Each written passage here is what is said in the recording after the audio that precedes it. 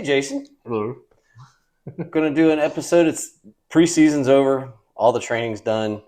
Forget about all this Supercross, Motocross, SMX, Cooksey, Hopper, everybody getting kicked out. FBI going. We're off-road racing. It's the FTR time. It's episode 67.5 of the Beyond the Curve. The MX Pod goes off-road. I think you should just start over. At the end of the season, we're going to start next season 3. We're going to start over at 1. So it'll be season 3, episode This 1. would be This would be episode 1, season 1, or season 2. Oh, we could do that. the We'll talk to off-road Michelle. You're gonna see this in live, so it'll be Maybe some format changes. season 2, episode 1 of the Beyond the Curve. The MX podcast goes off road, and we did go off road. We actually kind of went to like old school Florida trail riders and went to North Florida for a race. Yeah.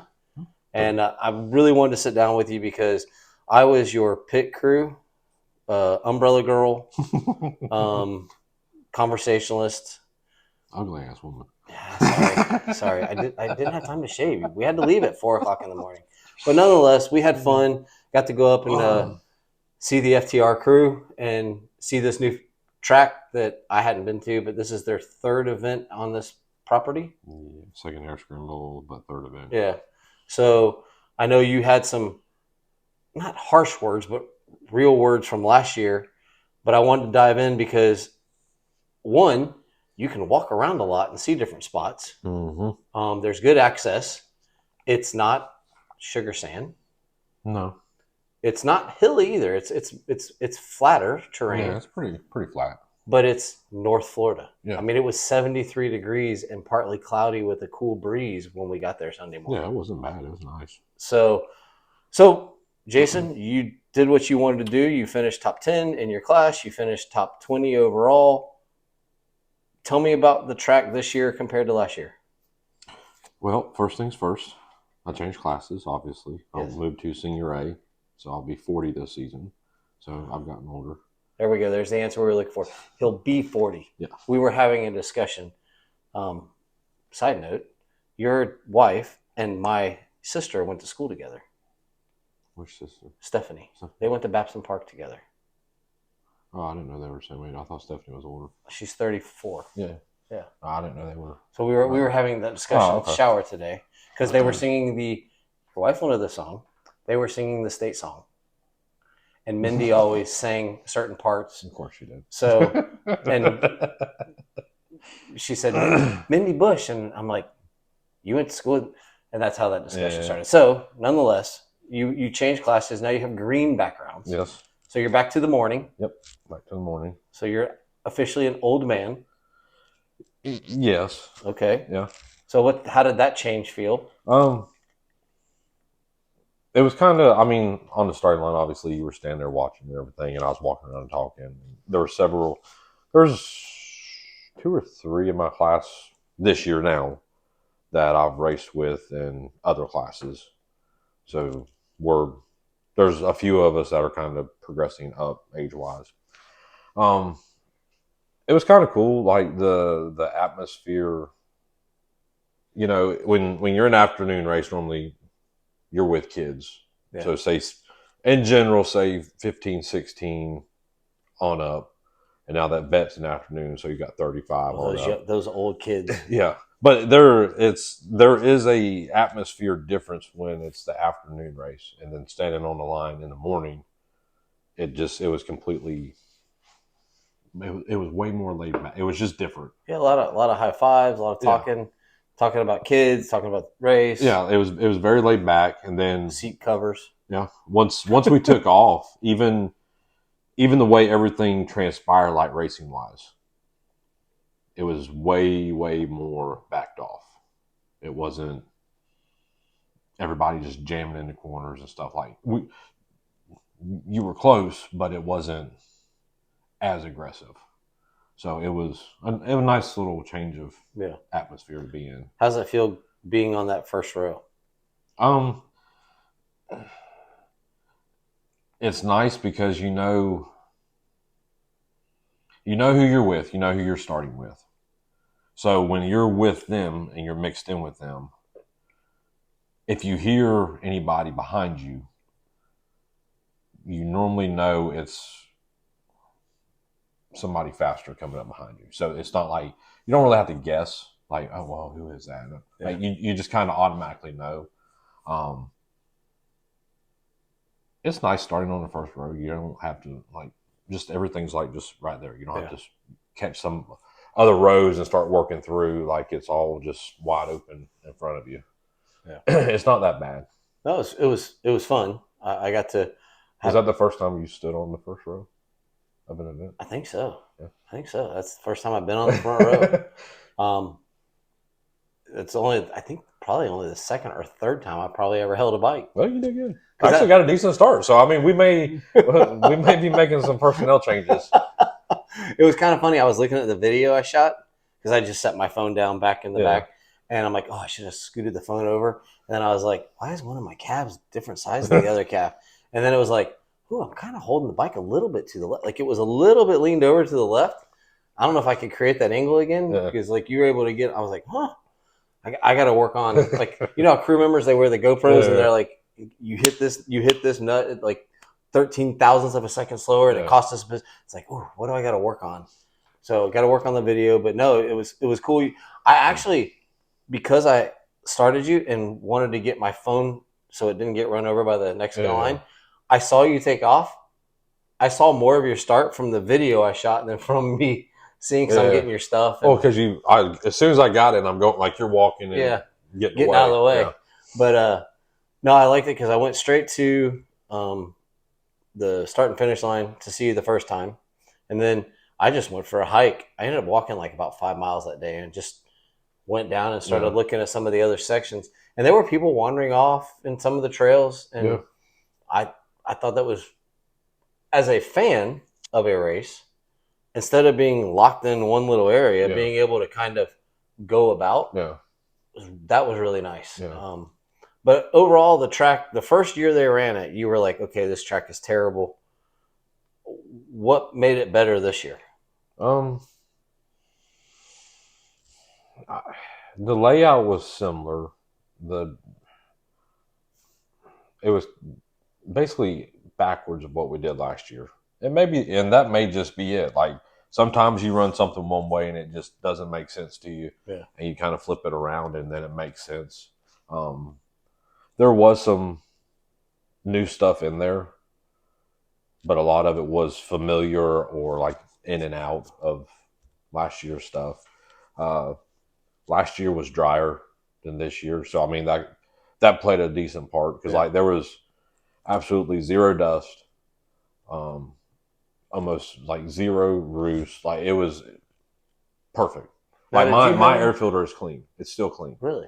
I just changed my oil and air filter's clean. So I actually didn't even need to wash the bike. I did, but realistically, I could have just wiped it off and kind of blew it off with the air hose and called it a day. And did you guys have any? You didn't have any of the mud holes that they had on Saturday, I guess. No, there was one. There was one section where there was an excavator there where you could tell that they had filled in something, but that was not what the quads went through. So there was that spot, and then there was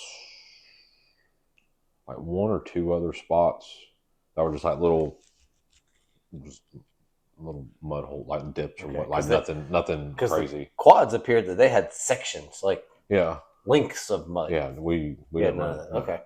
The only thing I'll say, reading, because not being on the bike, I guess I'm more like a fast house person now. We ride sometimes. Yeah. I attend a lot. I'm a really good spectator, not a mechanic, but I will help you at these races. Look me up. From what I read, roots were a factor. Yes, there were roots. But the track, I saw a lot more positive thoughts. People said the track had some tight stuff, had some open stuff. Mm-hmm. Where I got to watch, there seemed like there were options. Now, sometimes those options were cut down because the trail might be wide, but with the clean part of the trail wasn't that wide because you had roots, or there were straight roots, there were tree stumps that you could. If I could have gotten my phone to get down there close enough, I was trying to get the video of it sounded like someone was hitting an 808 kick drum Yeah. a lot of times when they were hitting the stump. Yeah. Yeah. Yeah. It was like, ooh. And we were getting some good kicks in some areas. And so the track flowed well. What did you think as compared to a lot of the stuff that we race on route wise, how it was? Status quo. Status quo. Yeah. It's only the only difference with like this race, it was good soil, good moisture content. It didn't dig down. It just kind of cleaned off the top. Yeah. So it exposed everything instead of like we go some places where it digs down and exposes all this and then just it gets kind of covered back up a little bit. Yeah. But it's just enough to where you can't see what you're hitting. This, you could see clearly what's in front of you. And as long as you pick a smart line and know how to ride over, routes. Did you hit any boulders? No. I was in one section and I don't know. It's like like you said, it kind of cleared it off. They weren't really coming up. They were just kind of coming out.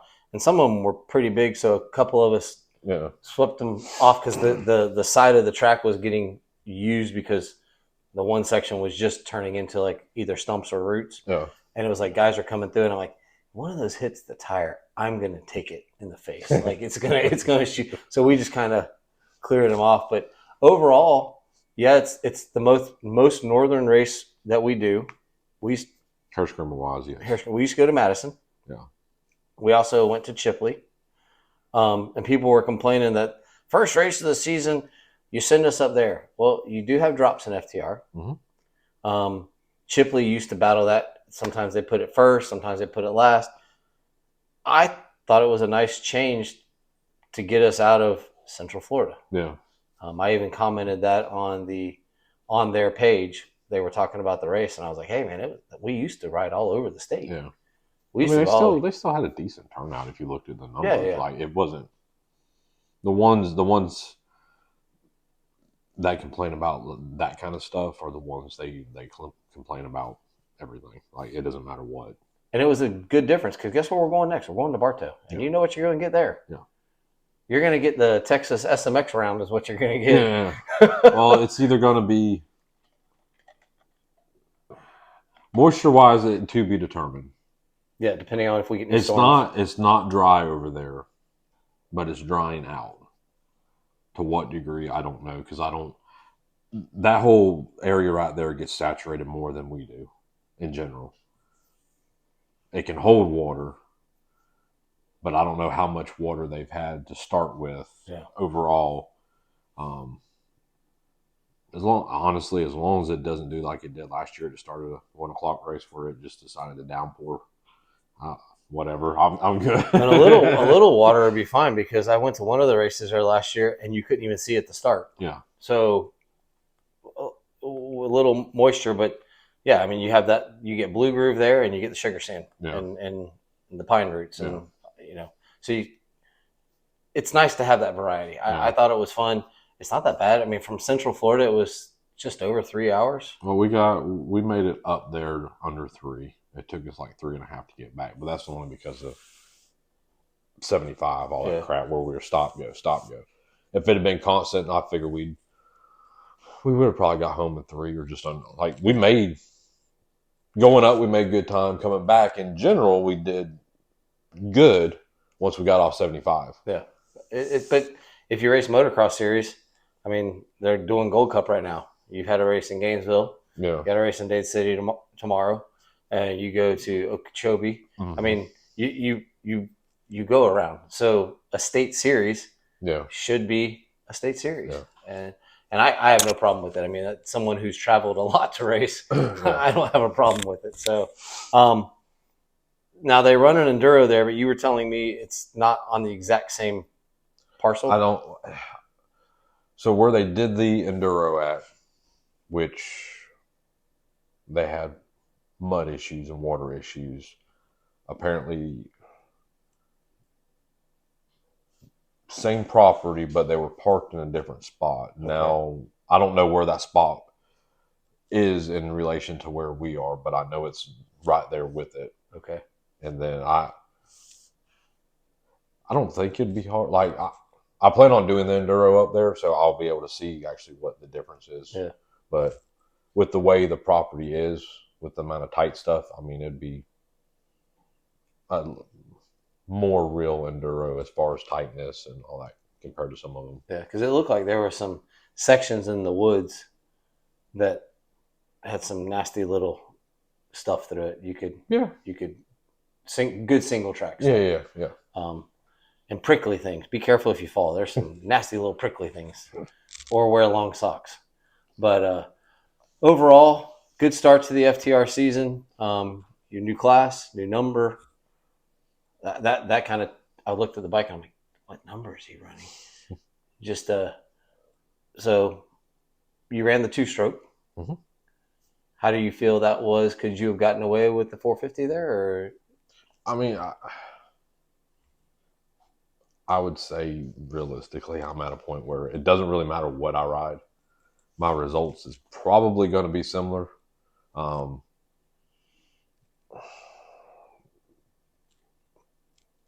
would say with that track, I mean, 252 strokes are pretty decent fit. Once we kind of go south, I may break out the 450 for some of the more open stuff where you just need that oomph. Yeah.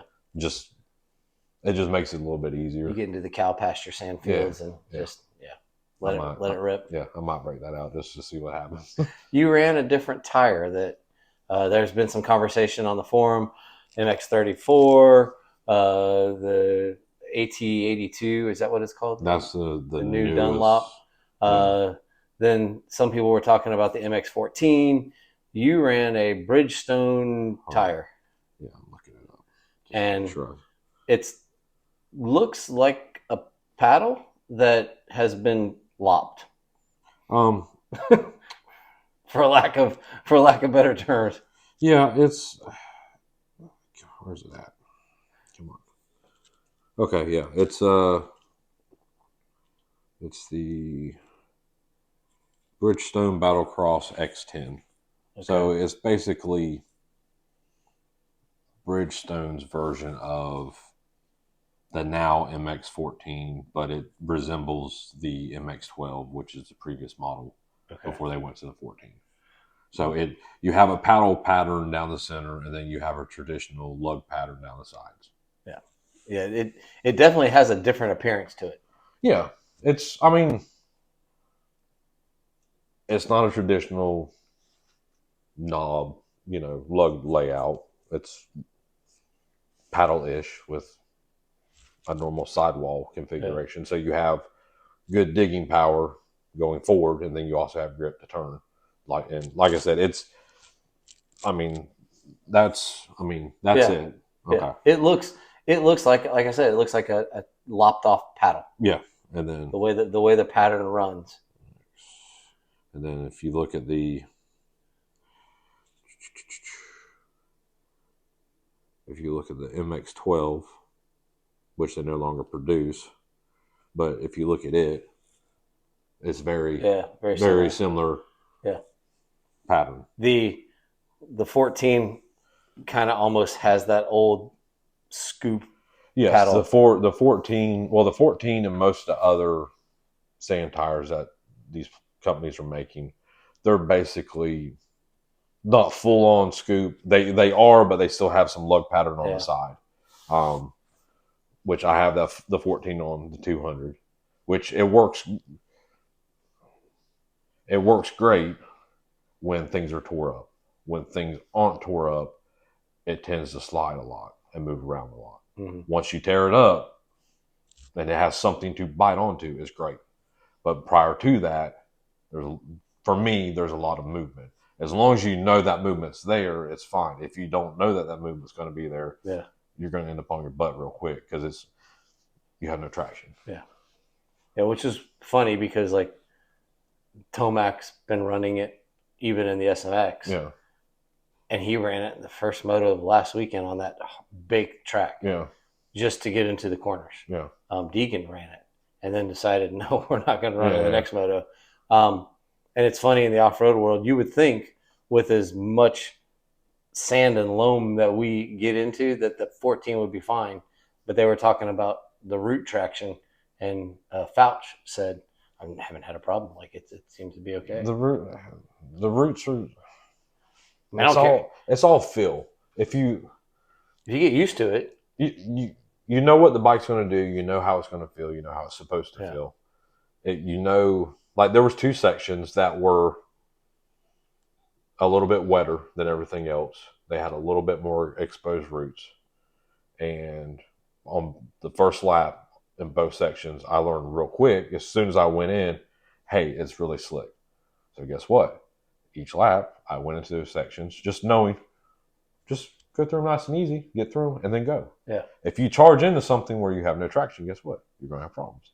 It's knowing what you can and can't do, where to go, where not to go, how to hit this, how not to hit this. Well, it's like when we ran those Tusk tires and we went to that first Enduro. Yeah. And I hadn't had a tire that gripped so well on the side. It kept pulling me out of the ruts. Yeah. Like I was like literally wanting to climb out of the. Yeah. Once I was like, oh, okay, it's okay. It's just that's how it feels. Yeah. It just it had grip. Yeah. And I was like, oh, that's what grip feels like. Yeah. Oh, okay, neat. That's kind of neat because I just kept wanting to shoot out of the. Not because I was sliding out. It was biting. Yeah. And no, it's just an interesting tire. I didn't see. You don't see. I bought it because.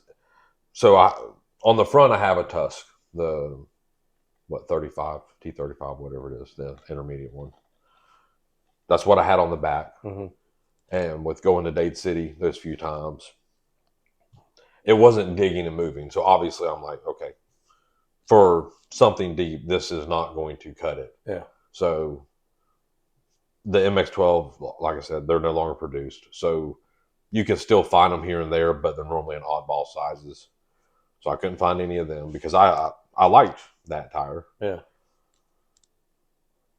I found, as I was looking around, I found these and I'm like, oh, it looks decent. A little bit cheaper than the 14. So I'm like, I'll give it a shot. I tried it at Dade City. It was an immediate difference. Like I could physically feel the bike actually go forward. Mm-hmm. So I've ridden it there. I've ridden it here. And then this race, and so far, like I don't have no complaints, and it's holding up fine. So you run that same tire at Bartow? Yeah. Okay. I'm gonna run it until it's dead, so I'll know. You'll get a feel of different terrains. Yeah, I'll know either it's great on this, but it doesn't work on this, or it holds up across the board, or we'll see. Yeah, I mean it's interesting because everybody knows Dunlop. And, that's all they talk about. And it's like, there are other companies out there that make tires. Yeah. It's like on that 450, it has the MX-34, which I'm not. The 30, what is it? The 33 is what they had before they had the 34, I think. 32, I thought. I have the 30, I think it's the 33s on my YZ. And then this 450 has the 34s on it. And honestly, like the 34, especially on a 450, like I'm not impressed. Like it doesn't dig enough. It just spins. It doesn't bite. It needs more. Yeah. No, like it just has one big one down the like it's not enough. So what about that? What about the 82 or whatever that? For what I'll use that 450 for, like either that, what's on the 250, or putting a 14 on it to where it'll just eat. Yeah. Because that's what it wants to do. It wants to eat. Very good. Any other stories out of this race from Lake Butler? Just a lot of people hitting trees. I saw the one dude like blew out his thumb. Well, there was a lot of trees, and I mean a lot, with obvious bark missing all over them. Not just like little spots. I'm talking like sections cleaned out like that. Which I actually asked that guy, I'm like, I'm just curious, because it's his thumb. Yeah. I'm like, how did you do that? Because he had flag handguards, which I still don't. So he got through into a tree and it sounds like it hit further up here. But that still doesn't explain this. Yeah. So just my personal opinion, I think that is what happened, but I think his hand came off and hit the tree. I don't think it has anything to do with handguards. because there's video. I've had blown out pinkies. yes, I've here on the side or here, like yes. I have broken pinky. I've had because this is one of those stupid discussions that gets brought up multiple times about which handguards, pros and cons, and all this kind of stuff. And then I've had this discussion with my dad and everything. And there was a Master C rider that posted his video, and shortly into the video, he crashes. Well, him crashing, he's going a little tight area, whatever. He clips a tree on the left side. And as soon as he clips it, because he has bark busters, and off he goes. Yeah. Now, if he had flags, he wouldn't have crashed. But then people get on, well, if you hit, it's going to crash. In theory, yes. If you hit something and you hit it up here in the inner range, it don't matter what you have. It's going to freaking hurt, and it's going to suck. If you run your flags correctly, where you run them a quarter to half an inch-ish out here, that is your filler gauge, and that's how you gauge how close you are to things, because you hear it hitting. Yeah. Where bark busters at half an inch is solid, and you hit it, it does that. I think, and it's not just with it. If you look at a lot of the questions that get asked, a lot of discussions, if people would just read and do a little research and quit being so hell-bent on, nope, this is the way, you might learn something and actually, oh, those guys are right. Yeah, there's a reason your top guys don't run bark busters. There's a reason they don't. That's why. Bark busters deflect. MX style handguards absorb. Well, you can't go fast if you're bouncing off of things and crashing all the time. Yeah. If you're just kind of catching things where you're just think, no big deal. You just keep moving. And someone had posted, they do make stronger handguards. Yeah. That don't just cave. Yeah. There are some MX ones that they strictly are. They're roost guards. Basically. They are strictly motocross. Yeah. That's it. They have no rigidity to them. They're to catch a little bit of roost. And then there's other ones that they are built to take an impact, but also not be so rigid that it's like running a piece of aluminum. Yeah. So it will, obviously, if you eat a tree at a high rate, a decent amount of speed, and it's a solid hit, it don't matter what you have. Yeah. You're going to break something, you're going to bend something, you're going to twist something, you're going to kiss it with your face. It doesn't matter. Yep. The difference is you're going through and the tree hits your handguard here. Well, if it's an MX handguard, you're not going to fall. If it's a bark buster, chances are you're going to deflect off you're of it. You're getting deflected. Yeah. That's the whole thing. You are getting, and I have been a proponent of bark busters for years, and I'm a huge deflector. I mean, I can tell you I have crashes that I started crashing to the left, hit a tree, and I'm crashing to the right. Yeah. I mean, that's how this arm ended up broke.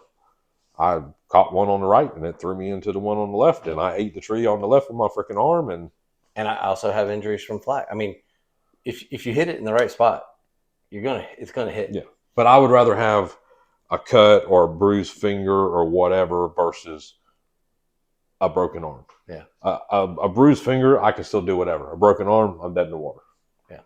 This ow, that hurts. Yeah. This is shit. Yeah. When I broke my pinky, it was down, I can't remember where it was, down in South Florida somewhere. I got stuck, a vine got stuck on my clutch released when the vine came loose, and I went straight into a tree. Well, if I had bark busters, I was going to crash. If I had flags, I was going to crash. Yeah. And I caught the tree and basically blew out this pinky. Yeah. Like when the race was over, this pinky was huge. The glove was red. Yeah. It started blue and it was red. Yeah. And it hurt like hell. But with bark busters, I was going to crash. Yeah. With flags, I was going to crash. It doesn't most time matter. Like you're saying, the only difference is with a flag, you get a strong enough flag, it's going to deflect off it's going to absorb it, and you're just going to be able to move your handlebars and go on. Yeah. With the bark buster, as soon as it makes impact that's rigid, you're gone. Yeah. You're gone. And it is what it is. And I'm not going to sell you one way or the other because it's personal preference. Like, it is a huge personal preference. It is. And like my dad, he's like, he made a comment or said something, and I'm like, well, the only reason I ever really ran them for the longest time was because you made me. He made me run them as I was growing up. I didn't have a choice. So once I hit that point, it's like, no, I'm done running them. I did my research and I played around and I found something that I like, and that's what I run now. And there is a time. I do believe there is a time and a place. In Florida, I don't really think there's specifically that time and place. I could see like super rocky, like what's the last snowshoe GNCC? Yeah. Something like that, where it's just nothing but solid rocks. Where if you crash and your controls are not protected, you could break like that. I could see, or something super muddy to where you could have a more sturdy handguard configuration to try to keep your hands more clean the whole time. Like there are times where I'll be like, yeah, sure, let's run them. But on the day-to-day basis, no. And by the way, just for those that don't know, bark busters are strong. I've got a set sitting out there though, Jason. Yes, he has destroyed some high-dollar bark busters. You can bend bark busters. Yes. We haven't figured out how, but you can bend them. Well, you did more than bend them. You have manipulated them, and I don't know how they. I've never seen any bent that bad. Like so they are not the end all be all. Neither are flags. And once they get bent, the bark busters, where they sit is where they sit. Yeah. And mine were tied in to the triple clamps, and they're still bent somehow. So they're hanging up in the wall of shame. But no, I thought the track was good. Thought the crew was good. You and I got there early. This is the stuff that we're going to get into. We're not complaining at all. Still never got an answer. Yeah. Well, we're not complaining, but we got there and there was no sign, because when we left, there was then a little sign. But when we got there, we paid and we were there for the day. We literally got there at 7:00 and we were leaving by 1. Yeah. There was a nice open spot right at the open. Yeah. So behind the dumpsters where everybody dumped their trash. Yep. Past where you paid once you came in. So we parked. Well, we parked and like 5-6 other people parked. There were also people parked up by the... Yeah. There was at least a dozen of us, at least, parked with us. And then, like you said, there was another handful or whatever. Up near the, like where you pay. Yeah, up near sign up. And like I say, we're not complaining. We got unloaded, got our chairs out, chilling. We had already been to Moto 4Play, dropped off suspension, hanging out. This nice gentleman, very nice gentleman, came up and started talking to people and telling them that they couldn't park there. There's no parking. If you look at the flyer, look at the thing, it says no parking. So we pulled out. So we moved. Yeah. We found a spot just inside, right before you got to the emergency medical area, and we parked there. Hunky-dory, cool. But, okay, maybe we missed something. So we pulled up the flyer. Yep. Nothing on the flyer that said no parking. Yep. I went to the FTR. I don't know if it was the official or the non-official page. I get confused that we have two of them. Found their map, their diagram. Mm-hmm. There was nothing on that map that said no parking. There was no wording. There was nothing on that map that said no parking. So we asked, and what was the answer that they gave? Basically, I never actually got an answer to my question. Apparently, this was an issue Saturday as well. Same thing, people that came in just for the day. The spot is right there by sign up, right across from the start. Why do I need to go park and walk a mile when I'm here for today? Everything's right here. Yeah. So people were run off Saturday, but then people were allowed to park there after the fact. Yeah. Same thing with us. They ran everybody off, and then as we're leaving before the start of the 1 o'clock race, fucking back full. Yeah. One club member chimed in, but he never answered the question.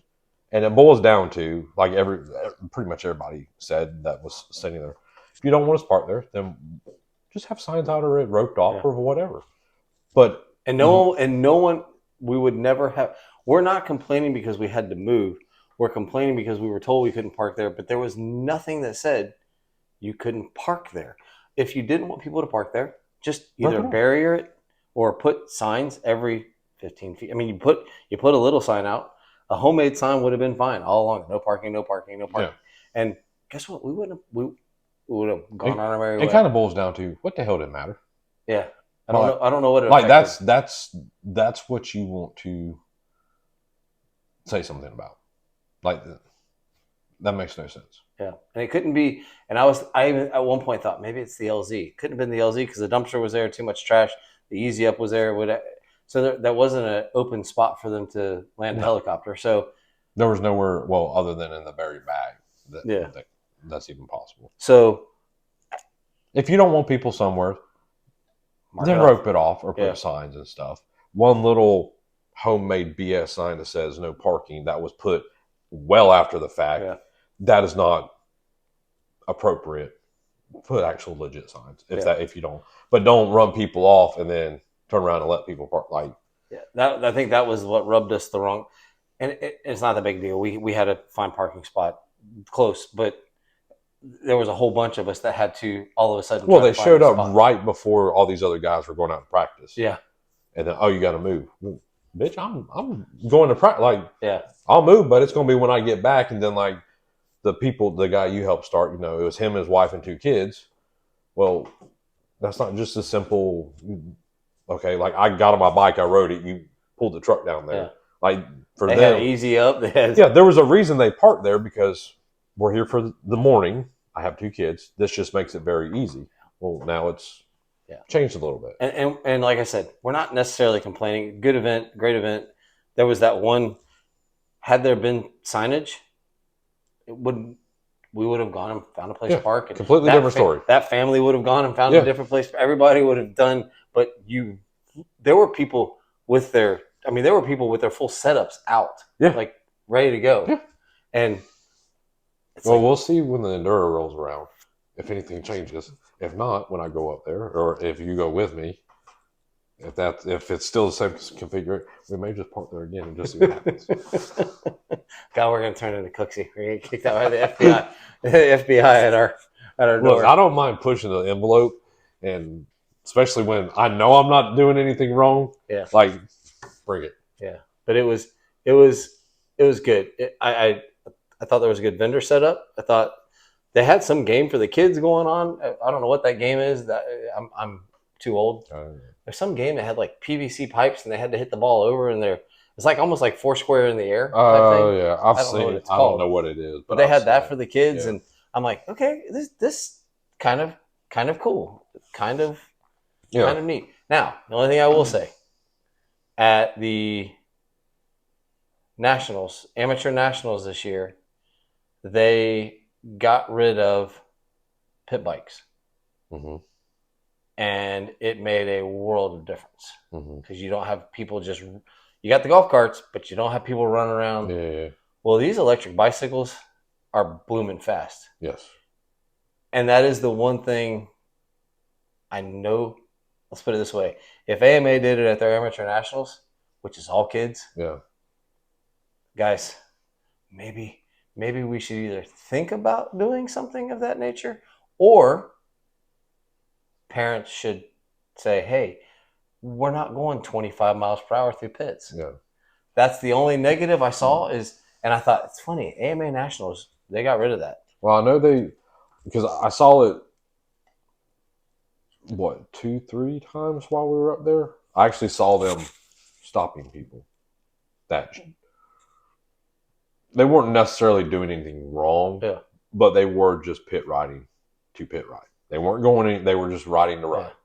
So I did see several people stopped, and I did see at the next race that they are charging again for pit vehicles. You have to buy a pass, which is $5, and okay, cool. Yeah. Here, here's a 20. Keep it. I don't, whatever. So I'm for it. And I didn't see, which normally it's hit and miss. Sometimes on Saturday it's way worse than it is on Sunday as far as all that goes because you have a younger crowd on Saturday. Mm-hmm. When we're at the starting line, I mean, obviously I saw the golf cart, everything like that, but it didn't look as packed with all that as what I've seen in the past. Maybe everybody didn't bring all that because it's such a big trip. Yeah, Maybe and that's maybe they shrunk down there. Bartow will kind of tell the tale because Bartow's normally one of the bad ones as well. Yeah, well, you'll get the side by sides that are taller than my Gladiator. Yeah. Last year we were actually like, I could drive the Gladiator. It's smaller than some of these side by sides, which is it's ridiculous. Yeah. Like, but no, I don't mind the golf carts and stuff, but like the golf carts versus a bicycle versus a pickup truck, and so way MX Sports and AMA did it was they just took the bikes out. No more. Yeah.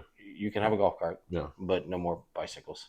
And they just said made everything. Yeah.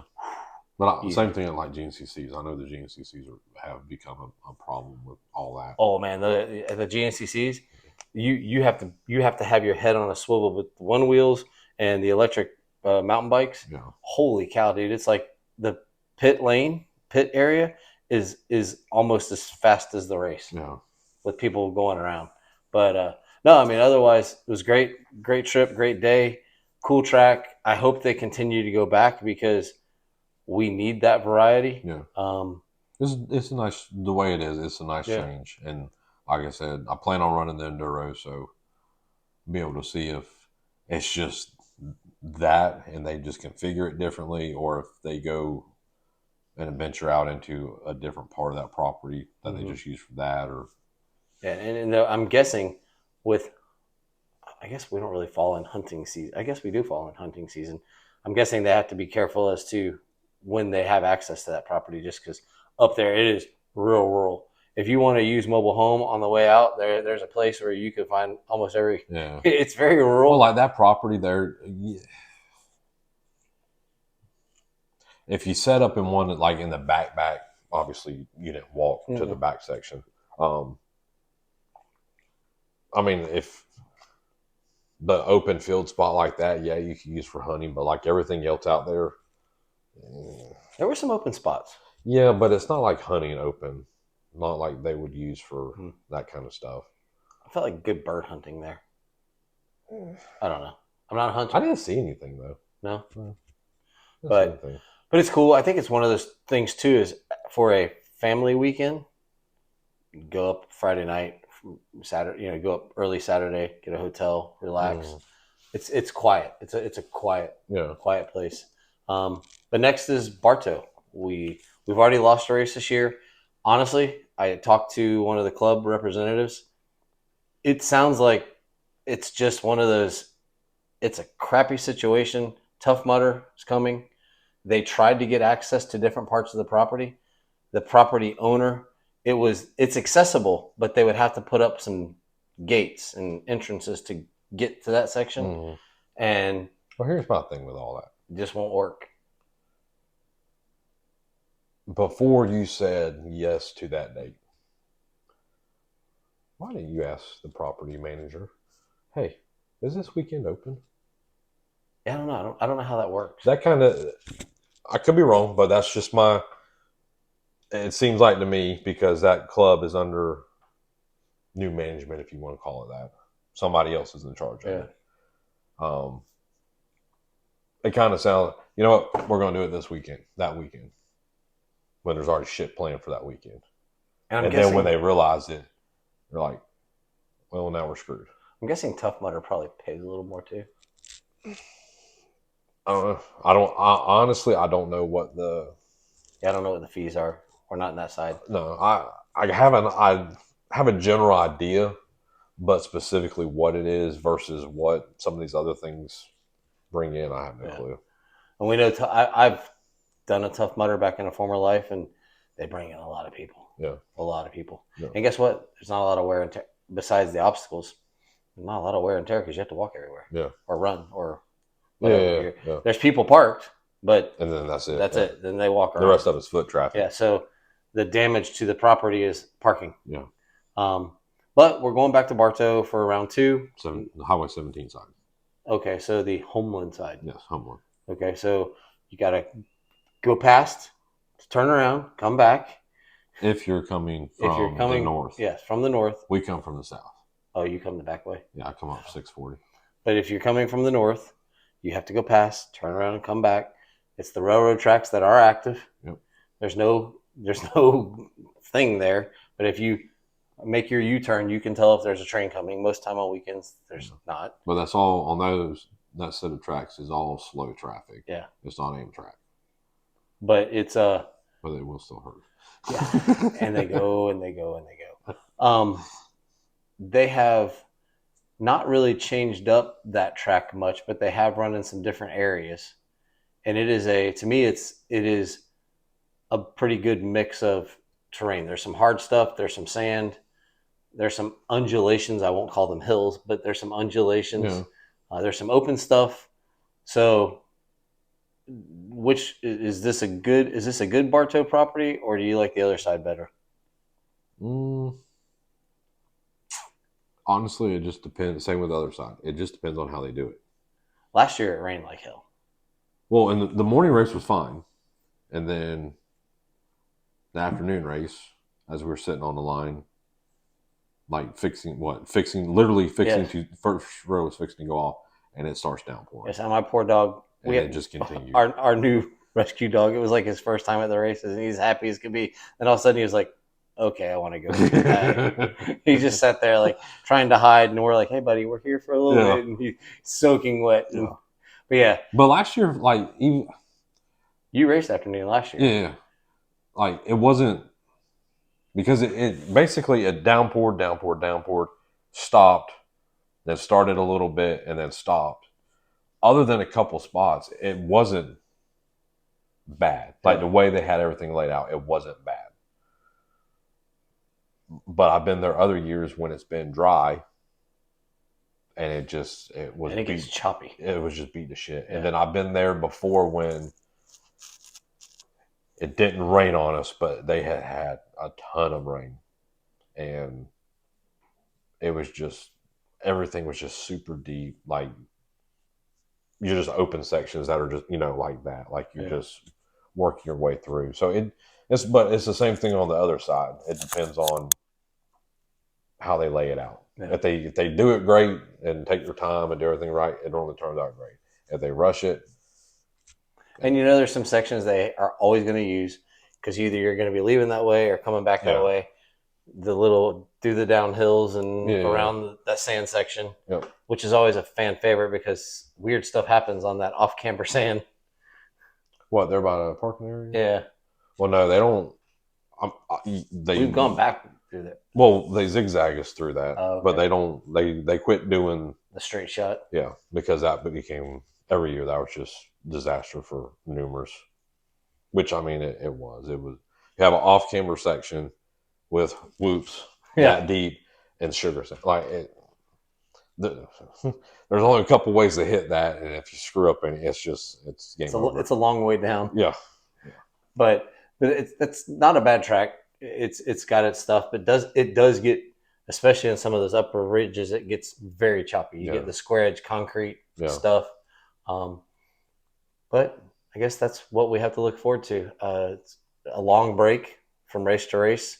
I guess we get started kind of a little bit later, but it's almost over a month from first race to second race. Yeah, it's like 4 weeks. And then, but there are enduros. There are enduros to be had, so you can run some enduros. Yeah. Anything else on the FTR side?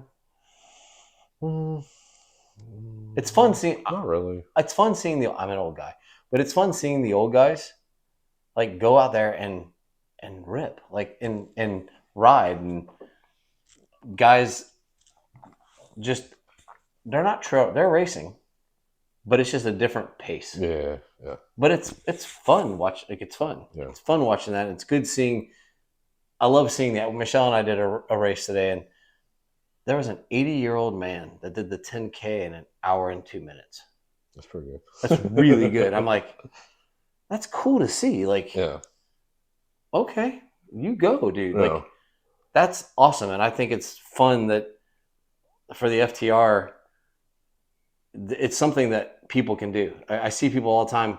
I want to get my kid into racing. I haven't raced in a long time. And it's like, dude, there is a class for you to race. Yeah. Go have fun. Don't race to find a pace that you're satisfied with. Yeah. And go ride your pace. Yeah. And that's what a lot of people, I think, in general,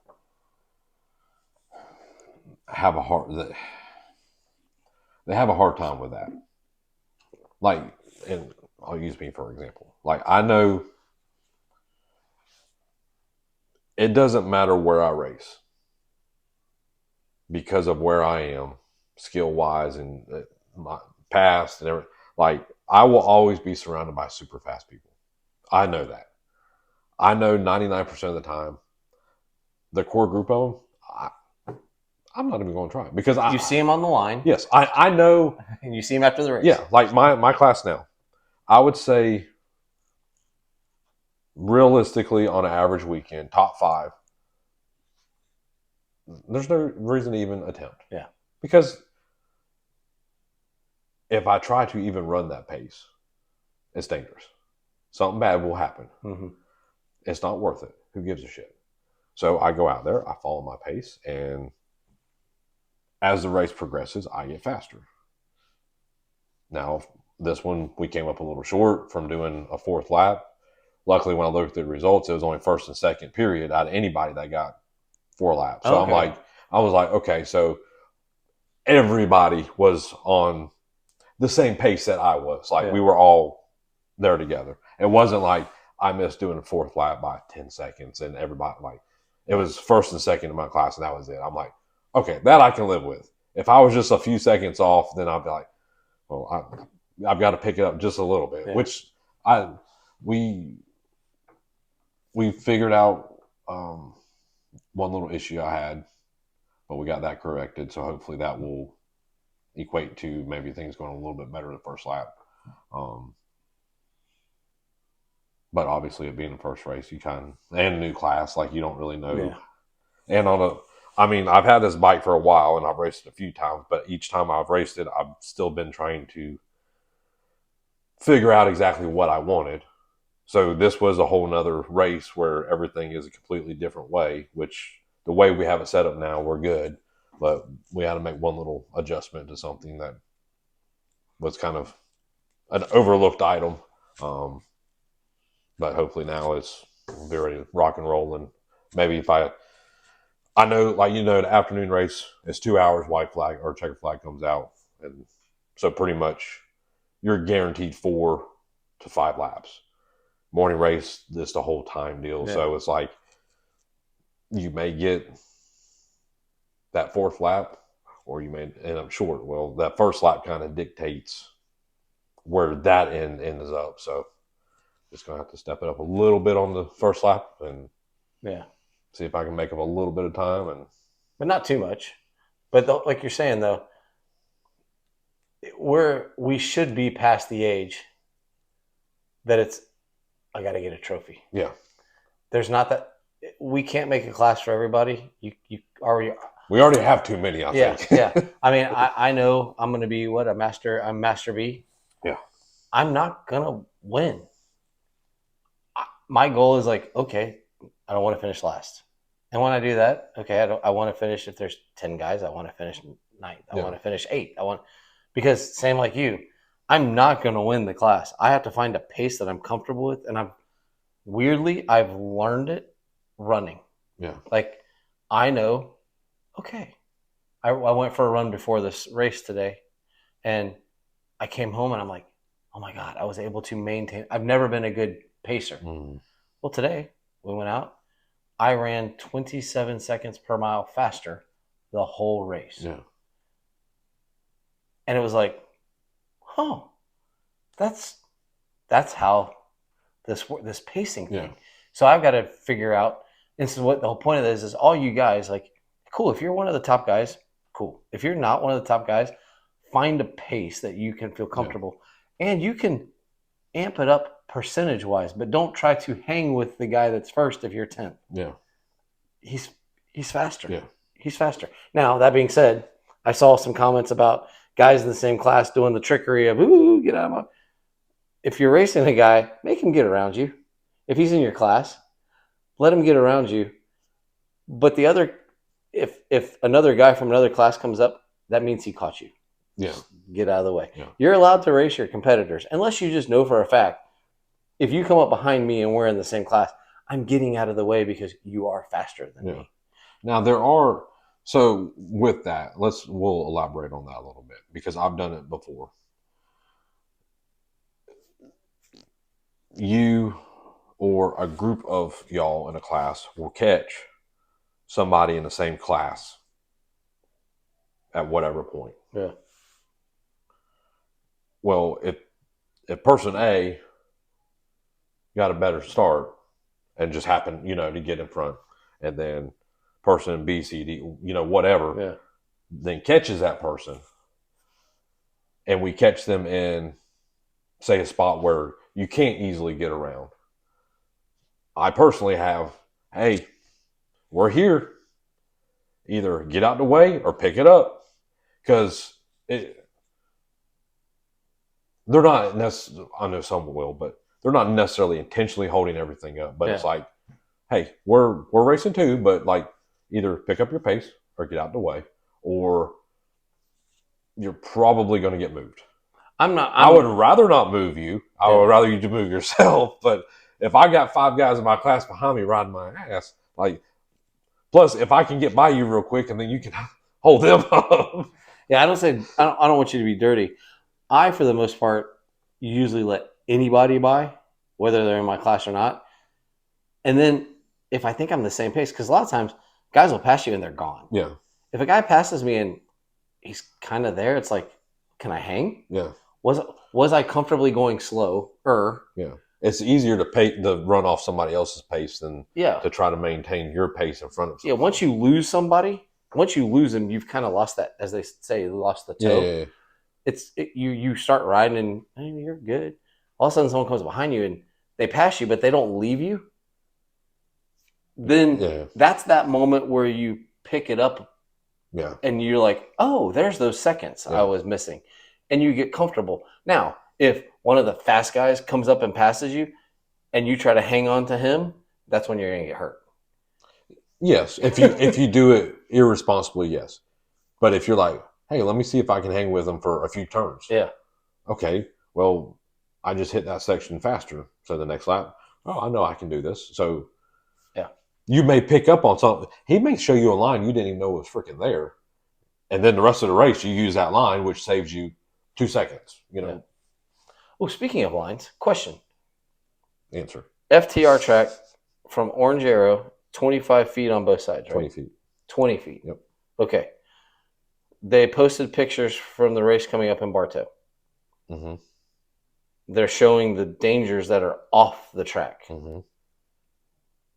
If the track is 20 feet off either side of that arrow, is it still my responsibility to know what's out there since there is a line?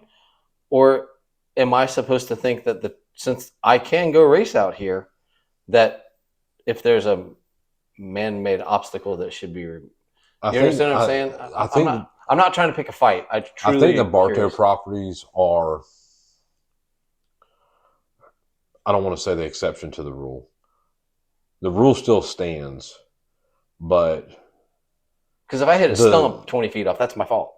Yes, but the beaten path is kind of the beaten path in the blind areas. Okay. Yeah, they make it mow. They batwing mow it out. Where the main track is kind of the main track in the blind areas. Now, with that being said, it was on the 80-foot road side.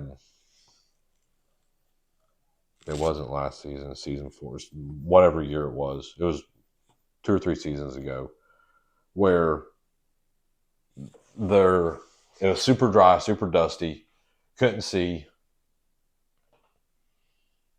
You came into a section, and it was one of them sections where they really didn't need a double green crap, but they had it double green. But it was so dusty that if you were in the dust, you didn't see it to the last minute. Well, I must have said double greens. Well, I immediately popped over, went to turn around. So literally, I'm not even 10 feet off the track, Mm-hmm. and I'm running through barbed wire, which then is entangled. One, I was livid because one, this is a stupid place for double greens. So there was no reason for it. The way it's like you went through a gate and then you're supposed to go turn to do like a 90 through a set of trees that was double green, and then another. Well, there was a body of water in front of us. You only could do that. Like it didn't need to be. Yeah. So track layout was terrible. But then right off the track, not even 10 feet, is barbed wire just laying there. Well, if I miss the double greens and do the responsible thing, now I have to dodge barbed wire. Like So that's what that part of it to me is on the club.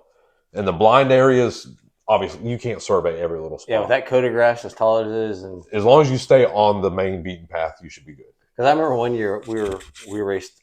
I think it was on the 80-foot side, and it was one of my earlier years in the vet classes. Yeah. And I'm cruising at this point. I think I was top 5 in my class, and some dude comes up in the high grass, just booking it, and we were kind of weaving through the short grass. I'm like, I gotta go to work. I don't even know what's out there. Yeah. Now, he made it through just fine, Yeah. but I'm like, dude, you hit something out there. It's over. Like, yeah, or you just disappear because there's a freaking hole. Yeah, that's grown over. And so I guess I see what you're saying about. So in the mode areas, use that as your guide. If you want to branch out, you're cool, but or wait till the second lap to see if there's any lines. Yes, and that's if it's a legit line, it will be beat in. Yeah. If it goes straight through and everything looks fine and you don't see no destruction, normally it's fine. Yeah. But don't be the sample on lap 1 because it may work, it may not work. But like you say, you got cooling grass like that or top, like you don't know what's there. No, and if they're forewarning you, and I think that was what Michelle and I were talking about last night. It was like, if they're forewarning you, there's no telling what's out there. Now they have gone through over the years and tried to clean up stuff. Yeah, but they find stuff every year. Well, one year we found a telephone pole with the whatever the ceramic things. Yeah, in Bartow on the 17 side. Yeah, and it was like, what? It's like, it's just out there, and we ended up running over it because you had to go that way. Yeah, but we unearthed it. It wasn't there. It was just, well, you have no idea where that stuff is. We were running over on a beaten trail. Yeah, you hit that blind. I can tell you what parallel poles do to the human body. Well, even the last time I was at Dade City, I saw there was a turn. You kind of turned up a little bit, and we kept digging down, and something was coming up. Well, I finally hit it and fell because of it. So I turned around, got on the track and pulled sideways and pulled it out, and it was a section of pipe that was a decent section of pipe that was about big around. And I held it up to the flagger. I'm like, this was like, I don't think it broke off. I think it was mixed in with whatever. I'm like, come clean this shit up. Yeah. Like I fell because I hit a piece of pipe that was on a motocross track. Yeah. So that's out there. Like, what do you think's out in the middle of nowhere in mining property? I guess the forewarn is at the Bartow track. There's going to be through the pines. You can get creative. Yeah. You can get creative in some of but in those mode sections, just like you say, first lap, let other people find that stuff, and it'll open up. Yeah, it always does. But yeah, just that's. I was just curious, and I'm like I said, I'm not trying to pick a fight. I was truly like, well, if I'm allowed to go, like thinking. I mean, you can, but it's on you. I mean, you venture out no man's land. Well, because it's kind of, I guess, like I said, if you go out there, and I remember when we used to race through some of the pine forests, they're like, hey, here's the trail. Yeah. You get off over here trying to make a shorter line, there's stumps. Yeah. Good luck. Yeah.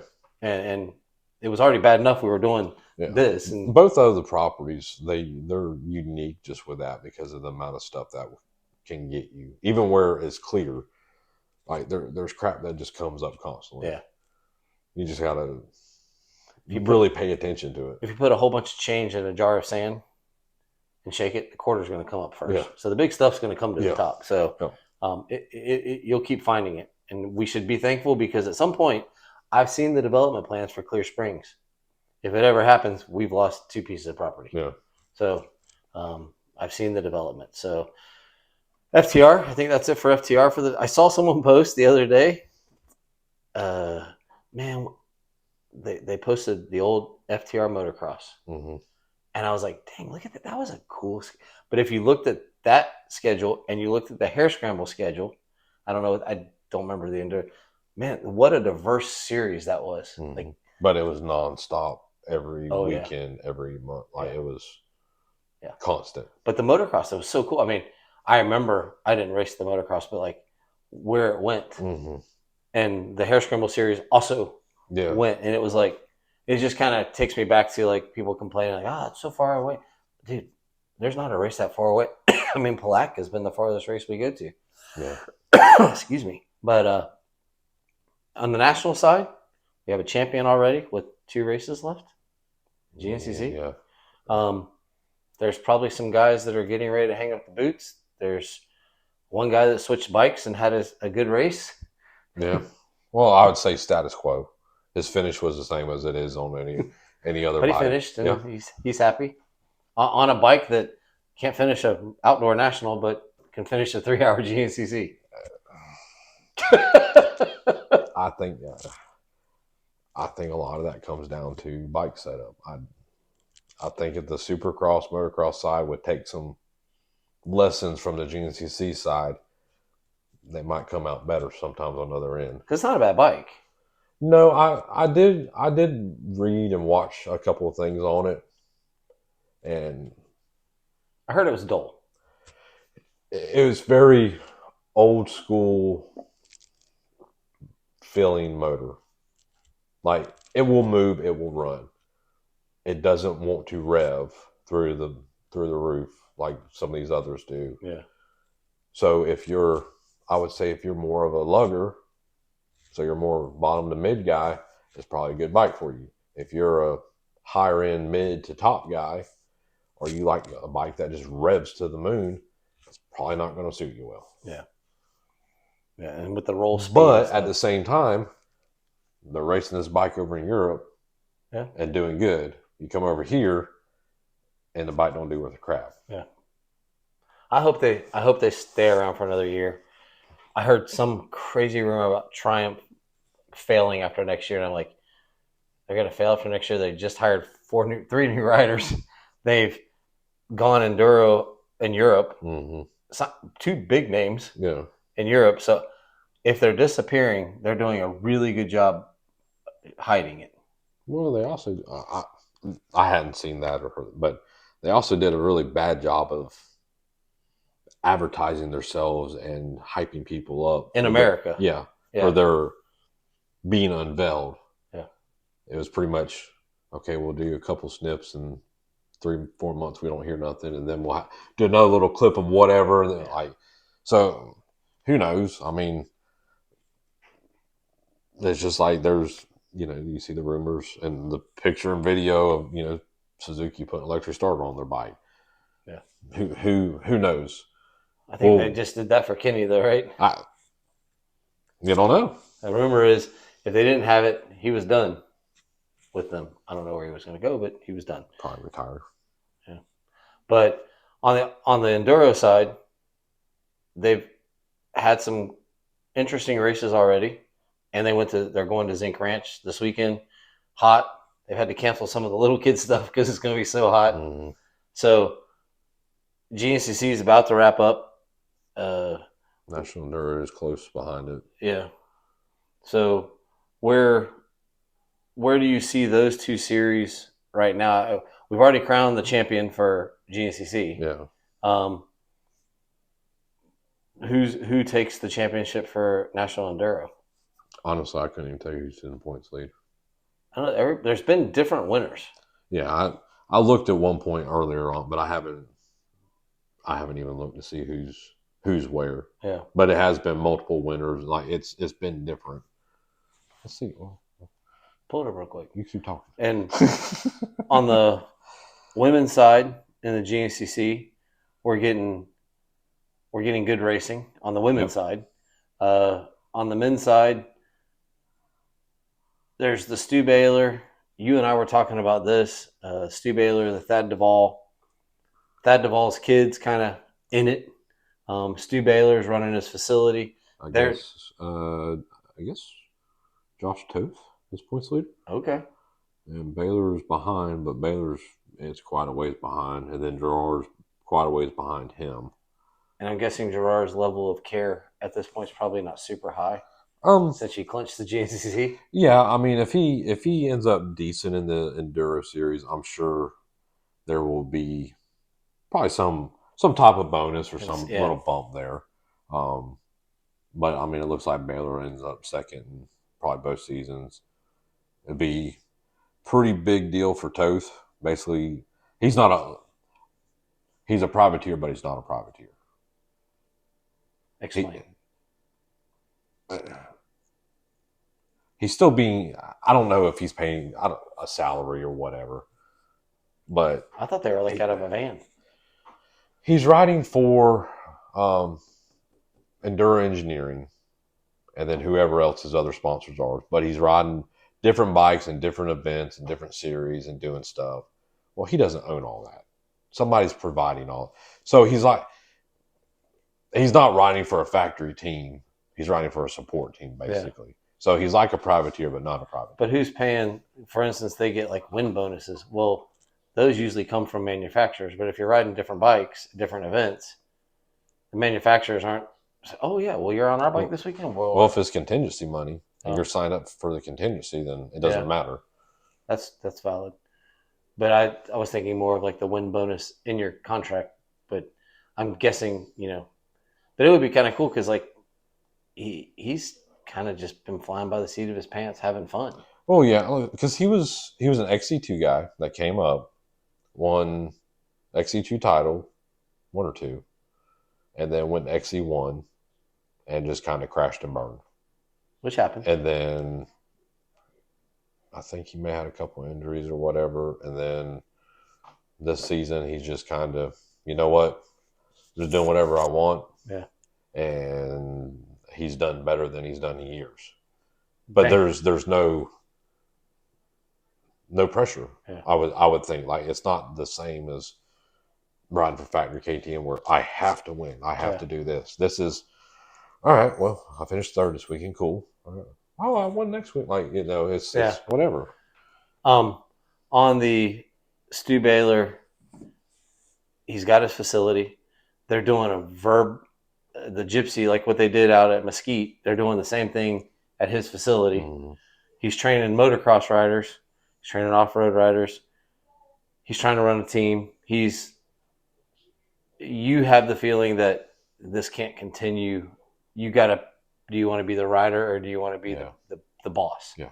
I think he's at that point where he's got to make a decision because he's a badass either way, but he cannot, his results are showing, or his results are lacking because of having to do the business side of it. Yeah.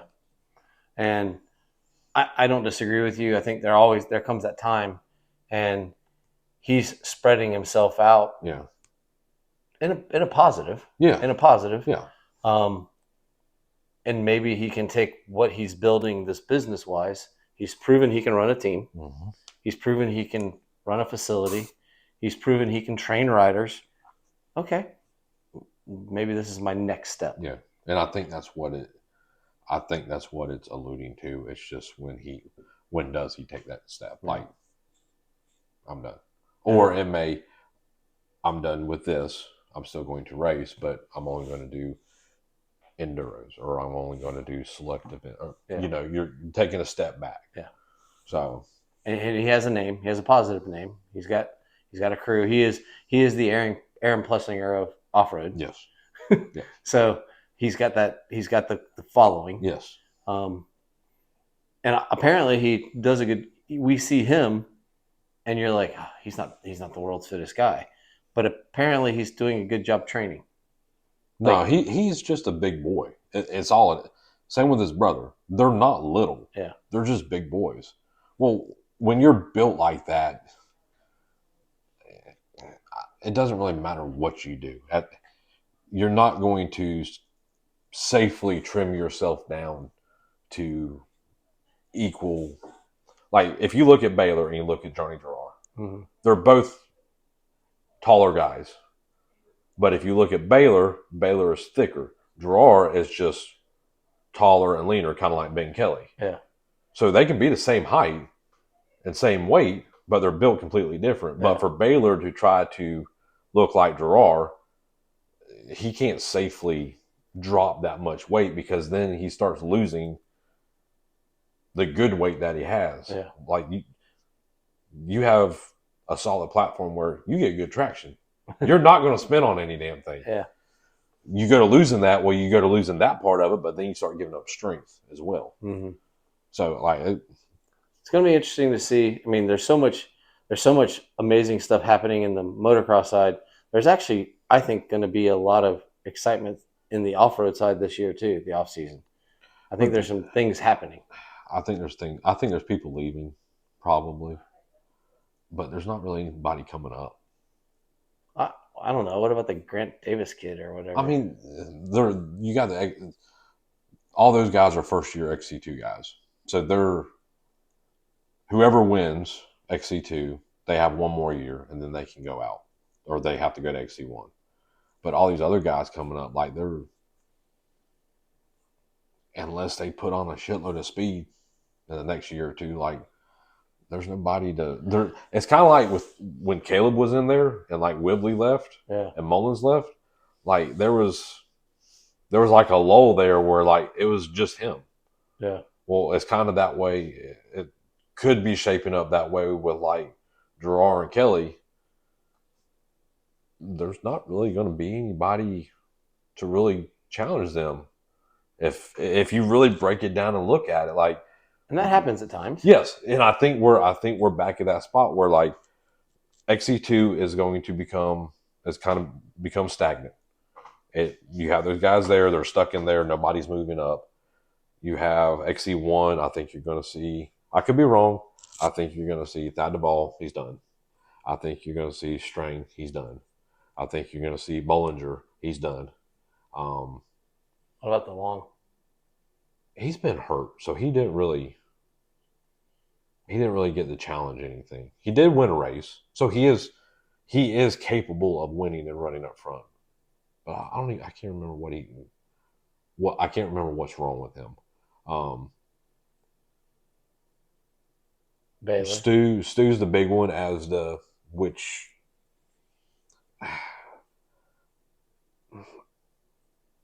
I'd say it's 50-50 with that one because he doesn't like to quit. He doesn't like to give up. Yeah, it's just a matter of his business interest, Yeah. where they're pulling him. Yeah. The Thad thing, I think he sees his kids having fun. They're enjoying. Yes, his kid is talented, has the ability. Thad has had some very bad injuries over the last several years that realistically, he should have stopped then. And every time he comes back, something happens. Then every time he comes back, something happens. What does he do? Is he tied in with anything? Because like, I know he hunts and he has his kid, but he's been a professional off-road racer. Yeah, I don't know. I don't know his other side. Like he doesn't go get a job at Moto Tees and hang out. I mean, he may go work with Baylor. I don't know. Yeah. Like, I don't know what his other side is. Yeah. I don't know. Because his dad he was a professional quadrant guy, but I don't know what his other side is now. Strang has mentioned when he's done that his family's from here. That's kind of he'd like to stay here. Yeah. So I don't know what he'll do. He's a personable person, so I mean, he could either stay in the industry or not stay in the industry. Yeah. It wouldn't. I don't think it. He just doesn't have the results. I think nobody's going to go pick him up as a primary guy. Now, as a backup guy or an extra, sure, but as the primary, you're going to win me a championship. No. hey, I'm going to put you on a bike and you're going to help us develop it for the next 2 years. Yeah. Could he have some good race here and there? Sure. Is he going to be consistent all year? Yes. Is he going to win anything? No. I'd love to see, and I know they're struggling on the supercross, motocross side, and they only have a 250. I would love to see Triumph come up with a XC2 team for next year. Or they can run an XC1. Do it real low key. Get a couple box vans or a couple vans. Yeah. Don't just, hey, we're gonna offer some support. Mm-hmm. Kind of what we talked about in one of our conversations about the average Joe. Let's see how these bikes do. You're going enduro racing in Europe. Mm-hmm. Well, just go run the national enduros. Yeah. Because guess what? With them guys, they go run their crew chases them the whole event. So you go run this section. Okay, hey, next section, let's try this. Yeah, that sucked. Put it back. Okay, well, let's try this too. All right. Okay, that's good. Let's keep that. Then you have a whole series where you kind of can develop pieces of the bike. Yeah. In a race environment, but you have a little bit of time to kind of make some changes and get some feedback at the same time. And you don't have to try to win. No, you just hey, go. We're here to develop this bike. Just put 2 guys on them running both pro classes or however you want to do it, and just go try it. Yeah. And the nice thing about national endurance is they're spread out. You have plenty of time. Yeah. It's not bam, bam, bam, bam, bam. It's one a month. Or, and you could say, hey guys, we're gonna go do these national enduros. We're going to do some of the sprint enduros just for see how the bike does in this environment. And we don't know what's going to happen, but we're going to try this. Go develop the bike. Yeah. See if the bike is capable of it, or hey, this is a good platform, but we need to do this. And then take that back to the manufacturing side and hey, we need to do this with the bike or build 2 bikes. Your motocross platform's decent, but for off-road, we need to do this. Because Ducati's already, you and I witnessed Ducati at the GNCC. Yeah. They're already I wonder if we can knock KTM off here too. Yeah. So they're already thinking, but I think for Ducati, it's more of an Italian ego play for them than hey, if we come in and we can knock KTM off because they're knocking us off in MotoGP, okay. The only thing that would be a challenge for them is the rider. Yes. Who are they going to get? Yeah. Because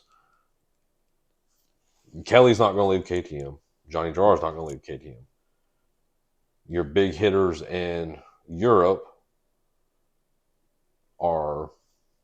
have been with their manufacturers for a long time. Mm-hmm. They're not just going to up and leave on a whim, on an unknown, coming to a series they've never done before. Yeah.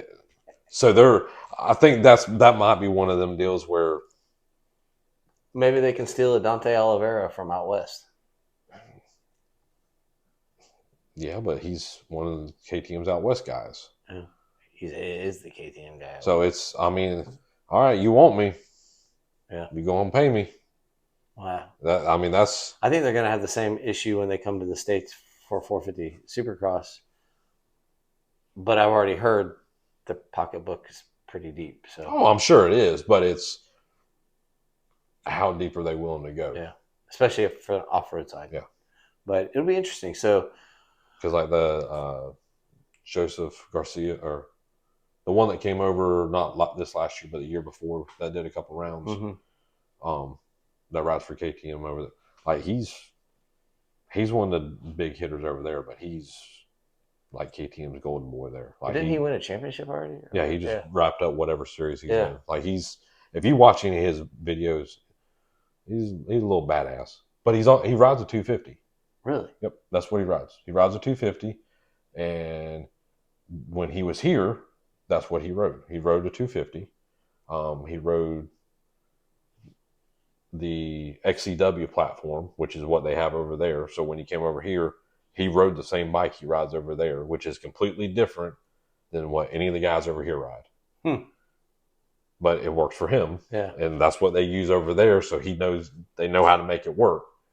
But a top XC1 guy on an XCW on a 250, and that's interesting. Yeah. But he was fast. until he met a tree. Yeah, until he bit a tree.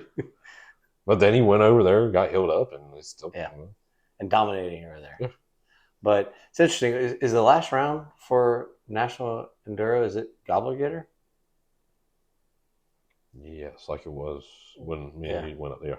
So November. So yeah, but they have a couple. Like they have this weekend, and then they have another. But then they'll have Gobbler Getter in November, and that'll end it up. So once GNCC is done in 2 races, then it's just National Enduro. Then it's kind of FTR will be in full swing. Yep. We'll have stuff talked about, but we don't really have anything until October. Are you doing any enduros before then, or no? I'm doing. We got what? St. Mary Shoals in November. Yes, we got that one, and then Rich Loam in February. If I may or may not do the alligator in March. It kind of, with the way the scheduling is, because we have, it's like hare scramble, alligator, Dade City that same weekend. So if Gunner's racing, because he's not playing soccer in the spring. So his first race is supposed to be Punta Gorda in December. Okay. He's going to try. So depending on what he ends up doing, if he's not racing Dade City that weekend, I may or may not do the alligator. But we'll just have to see. But yeah, his first race tentatively is Punta Gorda in December. Very good. Whether he's on a 65 or 85 to be determined. He rides the 85 better than he does the 65. So I don't know. I just got to get his butt to Croom and stick him in the woods for about an hour and a half and see what happens. But before I came here, I just finished his 85, so I got him an oversized tank on it and got his handguards on. It's completely done, ready to rock and roll. So, how's that going to look when he goes to Dade City? Well, the oversized tank you can't really see. Oh, okay. Handguards. It's Travis Pastrana. It's okay. Or AC. AC ran it too, so it's all right. You can get away with that. I thought the oversized tank was going to look like ours, where they stick up. No. On that 85, it's just in where the cap is just a hair bigger. It's just kind of swole out a little bit. Very good. Any other off-road news? Any complaints? Tried anything else? How'd the gear feel? That's good. Yeah. It was very purple. Very purple gear. Purple and white. Purple and white, yeah. It stayed pretty clean, though. Well, you have to wash your bike. I expect it. Actually, the gear was dirtier than the bike was. But you got your number and name on it. Yeah. I got 2 more sets coming, which I will say this. Do not order. I don't know what the deal is, but I'm supposed to get my 2 other sets from BTO Sports. I ordered because they had a bunch of stuff on sale. I ordered it September 6th, and we're the 21st today, so 26th. So I'm supposed to get it 23rd. So almost 20 days to get 2 sets of gear that they were supposed. They said they had in stock, and with my name and number printed on the back of them. Now the set you saw me wore, I was wearing. I ordered it from the time I ordered it through Motorsport. They printed everything, and I got it was 3 days. Wow. And I'm almost at a month with BTO Sports. So if you need it quick, don't go to BTO. No. And they sent me a question because I asked, what's the status of my order? Because there's no tracking, there's no nothing. I'm like, what's going on? And they sent me a very vague email and then sent me a survey on, was my question answered? Yeah, they didn't get a good response back. Hey, you answered the question, but where's my gear? Yeah, because we're having to outsource part of it. So if you're having to take my product and send it to somebody else to do printing, why are you even offering that? Yeah. Because obviously Motorsport is doing it in-house. Yeah. Why don't you do it in-house too? Probably send it to Motorsport. They might be. Hey, we're gonna do this. We're gonna offer this. Can you do this for us? Yeah. Because, I mean, them, Motorsport and BTO both had major blowouts of all, like, numerous brands of stuff. Like, I mean, significant markdown. Yeah. So I'm like, oh. Why not? Yeah, I'll buy it right now. Like, I don't. You're going to have, like, when you quit racing, you're going to have the world's best garage sale for, like, 30 to 5-year-old gear. Well, I'm actually, so the one black and yellow tote I got, it's completely full right now. And then some on top of it of stuff I'm taking to Bartow at that race. And I'm just putting a sign out there. I'm going to take a sign up and put a sign that says free. Have at it. Like, You going to put, like, what size pants and shirt there? Nope, they can just go through it. And yep, free. Have at it. Someone's going to take the tote. Well, I'm not going. No, I'm not taking. I'm putting it all in cardboard boxes and just writing free all over it. But it's in a tote right now. But it's like because we cleaned out the garage and then I cleaned out all the gear stuff and I'm just like I ain't gonna try to sell it, just whatever. If somebody needs to take it. Very good. Well, I don't know when we'll meet up next, but we're gonna say this is season 2, episode 1. Yes. So Michelle, not to confuse you anymore. But format changes coming.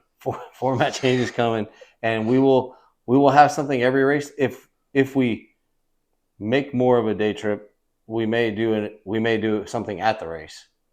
Yeah. But it was kind of in and out this past weekend. It was we went up, went back, and it was quick. But I mean, we could do something on the way up and then something on the way back, or I mean, could do actually the whole thing like a day trip wise. Like you could do this on the way back. And like it's just you're on the go. Yeah.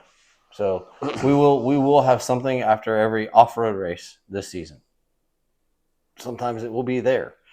If I can get to 50, I think it's 50 subscribers, you can actually do live YouTube. Yep. And then you can just do it and it's done. There's no editing. It's just yeah. So, but other than that, any comments or concerns on the Chris Cooksey thing?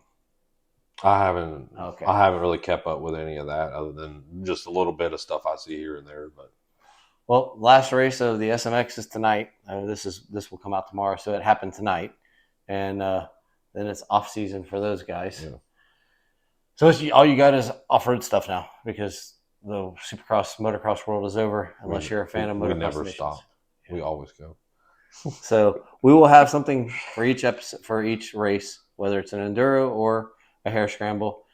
And if Gunner decides to do a motocross race at some point, maybe we'll do something there too. Yeah. Because it's off-road too. So for Jason Crowley, who's the actual racer, for me, who's the pit bunny, this has been Season 2, Episode 1 of the Beyond the Curve, the MX podcast goes off-road. We will see you next time. Bye-bye. And cut.